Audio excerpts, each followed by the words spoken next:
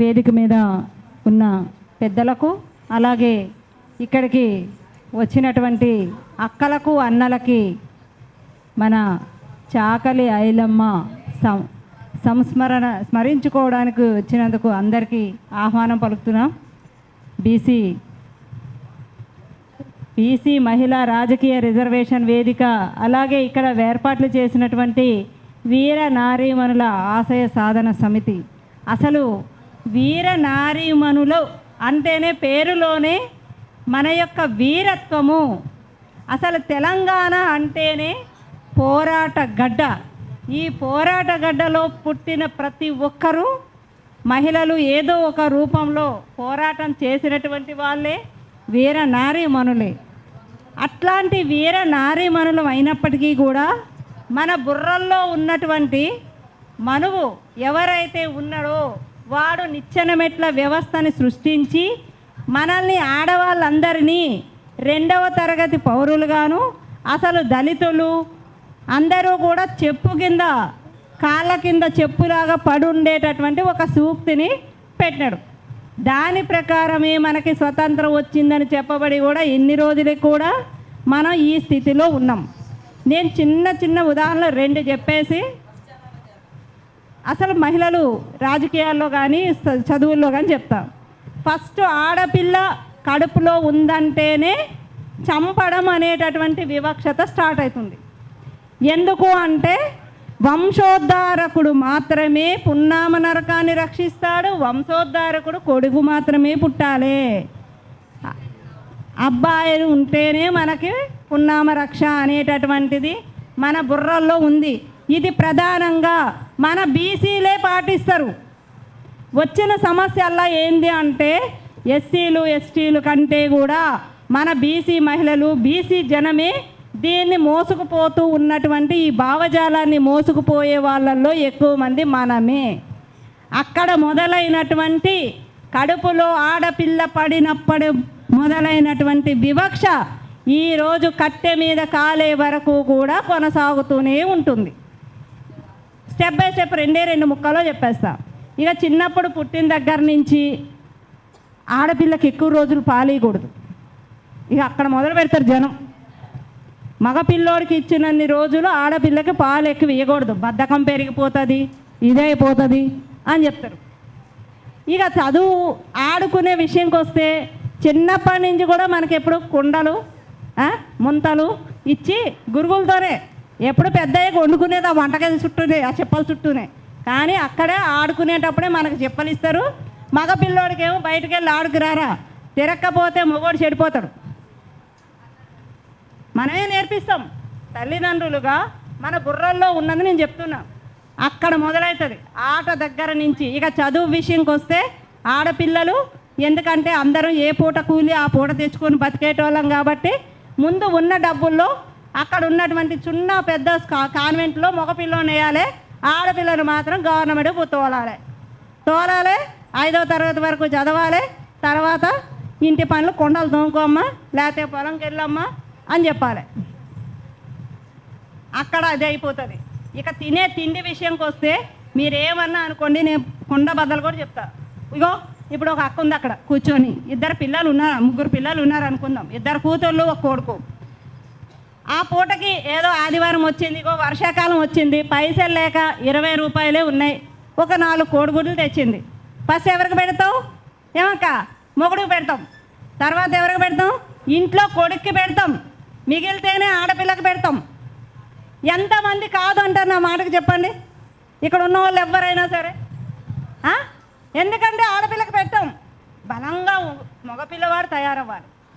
అక్కడ మొదలైనటువంటి వివక్ష. ఇంకొక విషయం, ఒక పిల్లని బయటకు పంపించాలనుకోండి, అగో ఆ పిల్లోని ఇచ్చి తోడు పంపిస్తారు, ఆ పిల్లకి ఆ పిల్లోని ఇచ్చి తోడు పంపిస్తారు.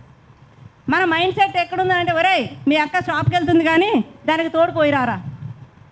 ఇంకా ఈ సెల్ ఫోన్ యుగం వచ్చి కలియుగంలో ఉన్నాము, ర్యాకెట్ యుగంలోకి వెళ్తున్నా కూడా మన బుర్ర ఎక్కడుంది అంటే, ఒక పెద్ద అమ్మాయికి ఒక చిన్న పిల్లోని తోడిచ్చి పంపిస్తున్నాం. వాడు రక్షిస్తాడా? ఆడు అసలు ఆ పిల్లని ఏమైనా చేయగలుగుతాడా? ఏమైనా మనం ఆలోచిస్తున్నామా అంటే మన బ్రెయిన్లో ఆలోచించవు. ఎందుకంటే తెల్లారు లెగిస్తే టీవీలలో అదే సోది, జాతక చక్రాలు, ఈ సోది ఆ సోది. ఆడపిల్లల్ని భద్రంగా ఉంచుకోవాలి, కట్టుబాట్లలో పెంచాలి, ఇదే సోది. దీన్నంతా మనం మోసి మా అమ్మ వాళ్ళ అమ్మకి చెప్పింది, వాళ్ళ అమ్మకి చెప్పింది, నేను నా కూతురికి చెప్పాలి. ఇక వెరైటీగా చెప్పొద్దు, అమ్మ నువ్వు గట్టిగా ఉండు, తిరుగుండు, చెయ్యని చెప్పొద్దు. ఆటలు, చదువు, తిండి అన్నిట్లోనూ వివక్షత. ఇంత వివక్షతలో కూడా మనం కొద్దో గొప్ప ఈరోజు చదువుకొని ఒక డాక్టర్ స్థాయికి ఎదిగిన ఆడపిల్ల జీవితం అట్లయిపోయాయి. మొన్న వరంగల్లో ఒక డాక్టర్ జీవితం అట్లయిపోయాయి. అంటే చదువుకొని ఇంత కష్టపడి ఇంట్లో పోరాటం చేసి మొగళ్ళతో కొట్లాడి ఆడపిల్లల్ని చదివిస్తే కూడా ఈరోజు 1%, 2% పీజీల వరకు వస్తున్నటువంటి ఆడపిల్లలకి పరిస్థితి ఏమవుతుంది? ఉద్యోగాలు వస్తాయా లేదా తర్వాత విషయం, కానీ ఆడపిల్లలకి రక్షణ లేకుండా పోతుంది. చట్టాలు లేవా అంటే మా కోర్టుల నిండా చట్టాలు, చూడు పుస్తకాలు బోల్డ్ ఉన్నాయి చట్టాలు, అవి అమలవుతున్నాయా లేవా అనే కంటే కూడా ముందు మన బుర్రల్లో ఉన్నటువంటి బూజును వదిలించుకోవాలి. ఆడపిల్లని పెంచే దగ్గరే ప్రతి తల్లి తండ్రి కూడా సమానంగా పెంచడంతో పాటు అన్ని పనులు సమానంగా, ఇది ఆడ పని ఇది మగ పని అని కాకుండా ఇది మన అందరిది, ఇది మన కుటుంబంది, ఇది మనది అనేటటువంటి ఆలోచనని చెప్పాలి. ప్రతి ఆడపిల్లకి ఇప్పుడు మగపిల్లోడు కూడా గుడ్ టచ్ బ్యాడ్ టచ్ అనేది, ఏది పట్టుకుంటే మంచిది, ఏది శరీర భాగాల్ని తాకితే ఎవరిని ఎక్కడ ఎలా కొట్టాలి అనేటటువంటిది ప్రతి ఆడపిల్లకి మనం నేర్పించగలగాలి. నేర్పిస్తేనే మనం ఆ పిల్లల్ని బయటకు పంపించాలి. ఈరోజు ఏమంటారు ఈ సోకాల్ టెక్నాలజీ వాళ్ళు, ఒక అత్యాచారం జరిగితే ఆ పిల్ల వేసుకునే డ్రెస్సులు ఏం బాగున్నాయి, అవునా నిజమే అక్క, అంత అసహ్యంగా వేసుకుంటే జరగవా? మరి మొన్న సింగరాయ్ కాలనీలో జరిగిన 6 నెలల పాప, 6 సంవత్సరాల అమ్మాయి ఏం బట్టలు వేసుకుందని అత్యాచారం జరిగింది. ఇళ్లల్లో పని పాటల దగ్గరికి వెళ్ళేటప్పుడు ఆడపిల్లల్ని వదిలిపోతూ ఉంటే ఆ పిల్లలు ఏం బట్టలు వేసుకున్నారు, అంత చిన్న బాబు ఏం వేసుకున్నాడు, ఏమేమి హత్యలు జరుగుతున్నాయి, దీనికి ఎక్కడ ఉంది మూలం అనేది ఈరోజు మనం ఆలోచించకుండా మన ఆడవాళ్ళం మనమే ఒక అత్యాచారం జరిగినప్పుడు దానికి యాంటీగా మాట్లాడుకునే దుస్థితి. కనీసం ఈరోజు వస్తున్నటువంటి టెక్నాలజీ కంటే సీరియల్స్, మీరు సీరియల్స్ అక్క మాట్లాడింది కాబట్టి ఒక్కొక్కటి తడుముకుంటూ వెళ్తున్నాను నేను. ఏ సీరియల్ చూసినా ఆడవాళ్ళే విలన్స్. ఒకరిని ఎలా చంపాలి, ఆ చంపిన వాళ్ళ నుంచి ఎలా తప్పించుకోవాలి, ఇదే కానీ ఒక అమ్మాయికి ఏదైనా సమస్య వస్తే ఎందులో అయినా సరే ఆ సమస్య పరిష్కారం ఏ ఒక్క సీరియల్లో చూపిస్తాడండి? చూపించాడు. మనం పక్కోళ్ళ ఇంట్లో కొట్టుకుంటున్నా కూడా వద్దొద్దు, ఈ సీరియల్ ఏమైపోతుందో, ఇదే ఏతన అయిపోయింది. పనికి వెళ్ళనిటువంటి వాళ్ళకి ఇదే ఏతన. బయట పొట్టకూటు చేత పట్టుకొని బయటకు వెళ్ళిన వాళ్ళు కూలి పనులకి దొరకక ఆడవాళ్ళు ఈరోజు అసలు 100 రూపాయల కూలి అయినా సరే 50 రూపాయల కూలి పనికి వెళ్ళి తెచ్చి నూకల జావో ఏదో ఒకటి కాసేటటువంటి స్థితిలో ఒకటి ఉంటే, ఈ మధ్యతరగతి లేడీస్ అందరూ ఈ టీవీ సీరియల్స్ చూసి, ఇంకొక ఉదాహరణ మన పక్కనే ఇప్పుడు ఇక్కడ మనం మాట్లాడుకుంటున్నాం, ఎవడో ఒకటి తాగేసి ఆడ పిల్లాన్ని కొడుతున్నాడు అనుకో, మనం అందరం ఇక్కడే ఉంటాం చూస్తాం, ఆడ పిల్లాన్ని ఆడు కొట్టుకుంటున్నాడు అనేస్తాం. ఎందుకనాలి? ఒక మనిషిని కొట్టేటప్పుడు అది తప్పు అని ఎందుకు క్వశ్చన్ చేయలేకపోతున్నాం? మన బుర్రలో ఏముంటుందంటే, మొగుడు కదా కొట్టే రైట్ ఉంది, మనకు అది ఒకటి బాగా అలవాటు అయిపోయింది, కొట్టే రైట్ ఉంది కొట్టుకుంటున్నాడు, ఇప్పుడు మనం వెళ్ళి క్వశ్చన్ ఎందుకు చేయాలి, ఎందుకు మాట్లాడాలి? అంతేగాని ఒరే బాబు ఎందుకు కొడుతున్నావు, కూర్చోండి మాట్లాడతాం అనేటటువంటి క్వశ్చన్ లేదు.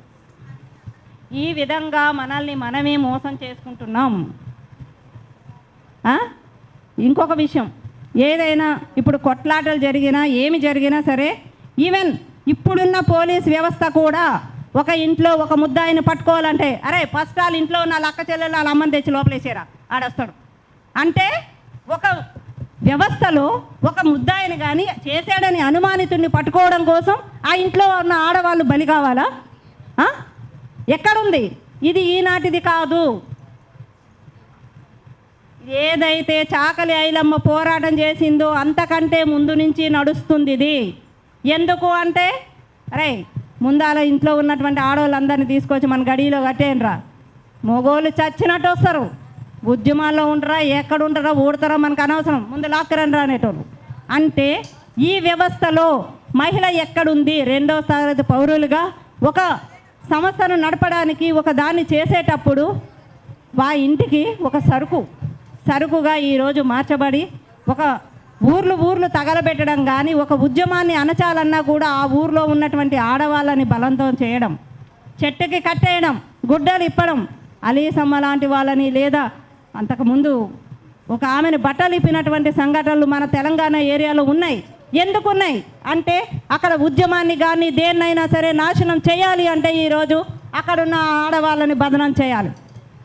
ఇది ఒకటి పెద్ద మన బుర్రల్లో పాతుకుపోయినటువంటి విషయాల్ని మనం ప్రతి జాగృతతో అది జరగకుండా ఉండే విధంగా ప్రతి ఒక్కరూ ఆలోచించేయాలి. ఇట్లా ఏదైనా జరుగుతాయి. ఇక సినిమాలు కూడా ఉండండి, సినిమాలు కూడా అంతే. వస్తే ఒకేసారి నాగదేవతను పూజ చేసే వస్తాయి, ఒకేసారి శివుణ్ణి పూజ చేసే వస్తాయి. అంటే మనం ఏదైనా ఒక సంఘటన వచ్చి ఆలోచన చేసే క్రమంలో ఏదో ఒక భావజాలం మనల్ని కొట్టుకుపోతూ ఉంటుంది. ఆ సమస్య గురించి ఆలోచించకుండా ఎందుకు పోతుంది అంటే ఉద్యమాలు కాదు, ఆలోచన శక్తిని కూడా ఈరోజు మొత్తంగా మీడియా సినిమాలు కానీ అన్నీ కూడా నాశనం చేస్తున్నాయి. ఎందుకు చేస్తున్నాయి? అన్నీ కూడా అప్పర కులాల వాళ్ళు, హై క్యాస్ట్ వాళ్ళు నడిచేటటువంటివి. ఏ మనిషి ఆలోచన శక్తి ఎప్పుడైతే పెరుగుతుందంటాడో అక్కడ వేరే ఒక సంఘటనని పుట్టిస్తారు. అంతే, దీన్ని మాట్లాడుకునే లోపు దీన్ని మాట్లాడతాం, ఆ సంఘటన వెళ్ళిపోతుంది. చదువుకునేటటువంటి పిల్లల్లో కాదు, మనకి భారత రాజ్యాంగం మీద పీఠిక మీద మనం ప్రమాణం చేసాం, విలువల్ని గౌరవిస్తాం, అది సౌభాతృత్వం స్వాతంత్రం అని. ఏ ఒక్కటి కూడా ఈరోజు ఎవ్వరికి అమలు కానటువంటి దుస్థితికి పోవడంతో పాటు అసలు భారత రాజ్యాంగం లేకుండా మనువాదాన్ని తీసుకొస్తుంది. మనువాదం అంటే ఏం కాదు, ఇప్పుడు నేను చెప్పానే మన బుర్రల్లో ఉన్న ప్రతి ఒక్కటి మనువాదమే. ఇవన్నీ తీసుకొని వచ్చి మన ఆలోచన శక్తిని కోల్పోతున్నాయి. ఈరోజు పిల్లల్ని ఎట్లా తయారు చేస్తున్నాయంటే, ఒకప్పుడు మేము విద్యార్థి ఉద్యమంలో చేసేటప్పుడు అశ్లీల సాహిత్యానికి వ్యతిరేకంగా బూతు పుస్తకాలకు వ్యతిరేకంగా ధర్నాలు చేసేటోళ్ళం. ఈరోజు కనీసం దాని గురించి మాట్లాడేటోడు కూడా లేడు. ఎందుకు అంటే ఇది వచ్చిన కాడి నుంచి అంతా ఇదే అయిపోయింది. అసలు ఉద్యమం అంటే కూడా ఏం లేదు. పక్క మనిషి ఈరోజు చెవిలో పెట్టేసుకోవడం, మన పని మనం చేసుకోవడం, పక్కోడు పిలుస్తున్నా కూడా అంటే అది ఎందుకు పిలుస్తున్నాడు, ఆ దాహం వేసు ఆడికి ఊపిరి ఆడుకో పిలుస్తున్నాను అనుకో పోతూ ఉండేది, చెవిలో పెట్టుకోవడం పోతూ ఉండేది. అంటే మనిషి హృదయంతో ఆలోచించేది, కష్టం గురించి ఆలోచించేది కూడా ఈరోజు మనంగా గుర్తించలేకపోతున్నాం, మర్చిపోతున్నాం. మన విలువల్ని మనమే మర్చిపోతున్నాం. మన కుటుంబానికి వస్తేనే ఆపద, నా ఫ్రెండ్కి వస్తేనే ఆపద, నా పక్కింటోడికో ఎదురింటోడికో వస్తే ఆపదే కాదు.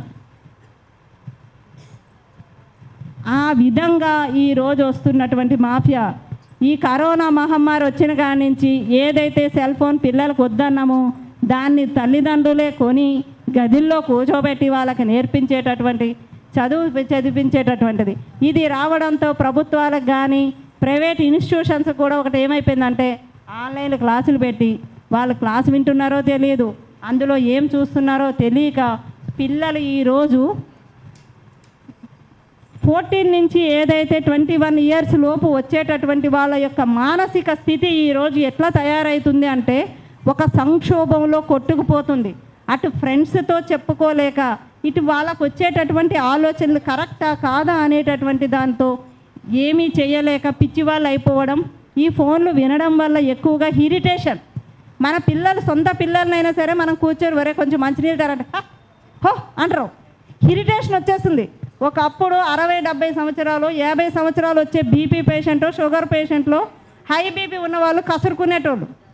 ఇప్పుడు హై బీపీ ఏం లేదు, ఫోన్ చేతిలో ఉన్న ప్రతి ఒక్కరూ కసురుకుంటున్నారు. ఎందుకు అంటే ఈ వైబ్రేషన్స్ వల్ల పిల్లల యొక్క మైండ్ సెట్లు మారిపోతున్నాయి, వాళ్ళ యొక్క హెల్త్ దెబ్బతింటుంది.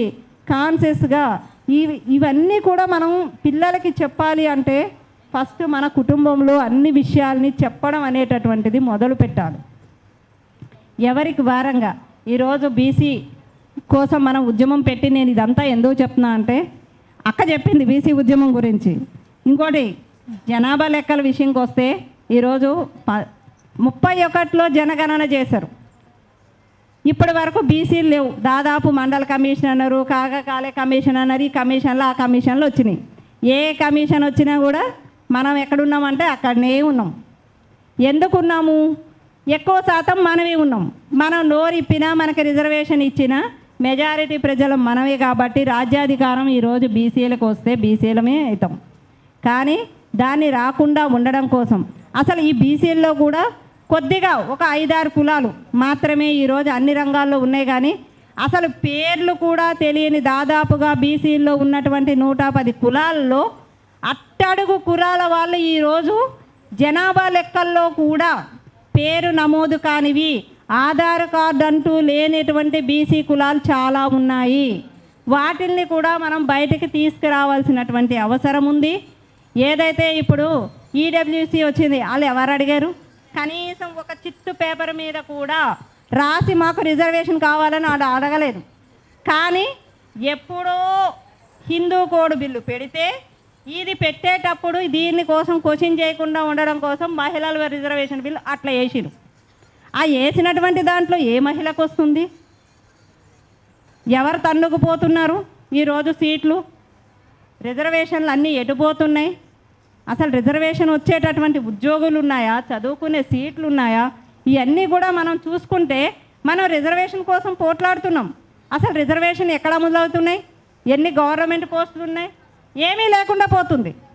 ఇటు నుంచి ఇస్తున్నామని చెప్తుండో అటు నుంచి అన్నీ ప్రైవేట్ పరమే, అన్నీ ప్రైవేట్ అయిపోతున్నాయి. అన్నీ డబ్బు ఉన్నవాడికే, డబ్బు ఉన్నవాడిదే. డబ్బు చదువు కొనుక్కోవడమే, చదువుకోవడం లేదు. ఎప్పుడో చదువు కొనుక్కోవడం వచ్చింది. ఎప్పుడైతే క్యాపిటేషన్ మూమెంట్ వచ్చిందో అప్పటి నుంచి చదువుకోవడం మానేసి కొనుక్కోవడంకి బీజాలు పడ్డాయి 1992లో. అప్పటి నుంచి ఈ రోజుకి చదువు కొనుక్కోవడమే. డబ్బున్నవాడు చదువు, డబ్బు లేనివాడు కూలీలు.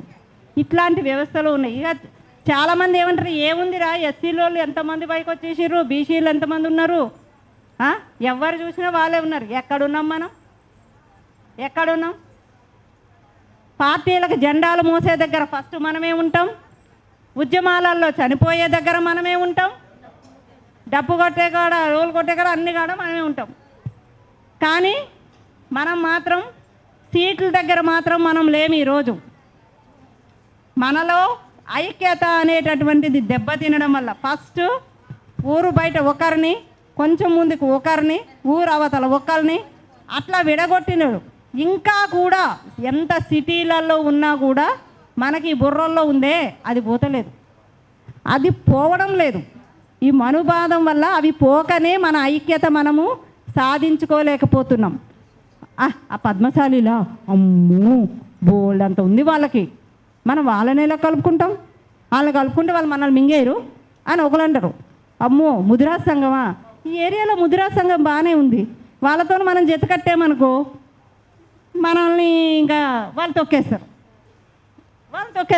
ఇంకొక సంఘం ఉంది బెస్త సంఘం, వాళ్ళు మనల్ని తొక్కేస్తారేమో. గౌడు సంఘం వాళ్ళు ఇప్పుడు నేను చెప్పినటువంటి 5-6 ఒక 7-8 సంఘాల వాళ్ళే అన్ని రంగాలలో, చదువులో కానివ్వండి, సీట్లలో కానివ్వండి, ఉద్యోగంలో కొంచెంగా ఉన్నారు. కానీ లేనటువంటి వాళ్ళని లెక్కలు తీయాలి. మనం ప్రతి ఒక్కరం కూడా జనగణన చేయడంతో పాటు బీసీల్లో ఏ కులాలు ఉన్నాయో కులాల వారీగా వాళ్ళకి ఇవ్వాలి. జనాభా ప్రాతిపదికన ఇవ్వడంతో పాటు ప్రత్యేకించి 29లో వచ్చేటటువంటి ఎలక్షన్స్లో మహిళలకు కూడా బీసీ కోటా కింద రాజకీయ సీట్లను కేటాయించాలి అని అడగాలి. రాజకీయ సీట్లను కేటాయించమని అడగాలి మహిళలకి ప్రత్యేకించి.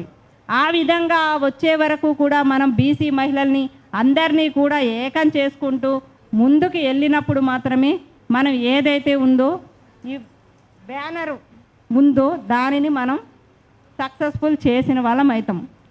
కాబట్టి ఆ దిశగా మనం అందరం ఆలోచించాలి.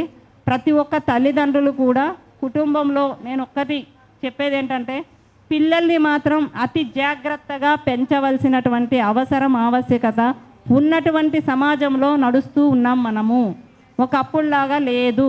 కాబట్టి ప్రతిదీ పిల్లల్ని ఫస్ట్ ఫ్రెండ్ ఎవరు అంటే తల్లి. నేను పిల్లలకి చెప్పేది ఏంటంటే తల్లి పిల్లలతో ఫస్ట్ ఫ్రెండ్లీగా ఉండాలి. తండ్రి కూడా ఒక ఫ్రెండ్లీగా ఉండి 14 ఇయర్స్ వచ్చిన అబ్బాయి నుంచి పెళ్ళి అయ్యే వరకు కూడా అమ్మాయికైనా అబ్బాయికైనా తల్లిదండ్రులు మంచి గుడ్ ఫ్రెండ్స్గా ఉన్నప్పుడే మనం పిల్లల్ని మనం కాపాడుకోగలుగుతాము. లేదనుకుంటే మాత్రం మన పిల్లల్ని మనం కాపాడుకోలేము. దానిని మాత్రం ప్రతి ఒక్కరు గుర్తుపెట్టుకోవాలమ్మా. ఎందుకంటే చూసి జరుగుతున్నటువంటి అంశాలతో మనం ఏమీ చేయలేని దుస్థితికి వెళ్తున్నాం. ఇంకా కూడా చాలా వరకు రేపులు అవి జరుగుతున్నాయి. ఇక చట్టాల విషయంకి వాటికి వస్తే చాలా ఉన్నాయి. ఈసారి కలిసినప్పుడు అసలు మహిళల కోసం ఏం చట్టాలు ఉన్నాయి, అవి ఏంది అనేటటువంటిది నేను మీకు ఎప్పుడైనా పిలిస్తే కూర్చోబెట్టి క్లాస్ రూపంలో చెప్తాను. ఈ అవకాశం ఇచ్చినటువంటి వేదిక మీద ఉన్న వాళ్ళకి నేను చెప్పిందంతా శ్రద్ధగా కాదు కానీ ఓపికతో విన్న అందరికీ కూడా ధన్యవాదాలు.